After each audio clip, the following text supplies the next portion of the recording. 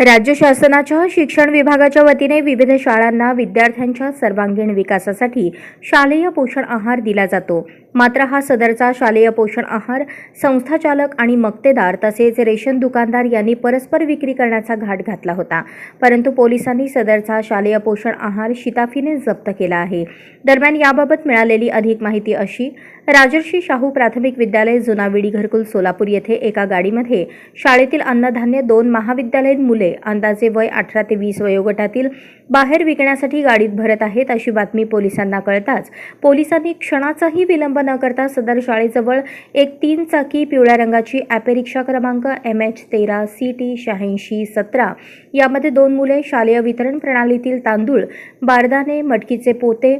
मूगडाळचे पोते, 25 तेल पाकिटे असे अन्नधान्य भरून घेऊन जात असल्याचे दिसल्यानंतर त्यांच्याकडे चौकशी करून पोलीस ठाणे येथे आणल्यानंतर वरिष्ठांच्या आदेशाने सदर मुलांची चौकशी केली असता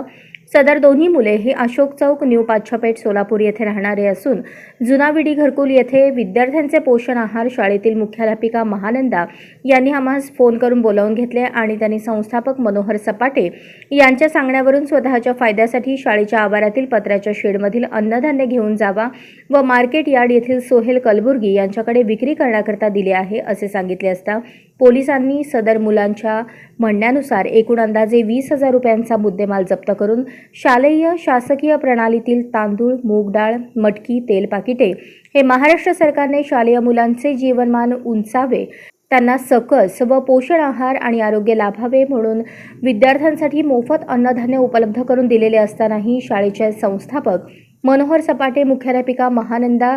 सोलापुरे व सदर साहित्य विकत घेण्याची तयारी दर्शवणारा सोहेल कलबुर्गी यांनी वैयक्तिक स्वार्थासाठी स्वतःचा फायदा करून घेण्याच्या हेतूने संगनमत करून महाराष्ट्र डीलर रेशनिंग लायसन्स ऑर्डरचे उल्लंघन करून जीवनावश्यक वस्तू कायदा 1955 चे कलम 3(7) अन्वये MIDC पोलीस ठाण्यात गुन्हा दाखल झाला असून संबंधित घटनेचा पुढील तपास पोलीस करत आहेत. एकंदर सदरची घटना उघडकीस आल्यानंतर संबंधित शिक्षण संस्था, रेशन दुकानदार, मक्तेदार यांच्यावर कारवाई होणार का असा प्रश्न आता उपस्थित केला जात आहे.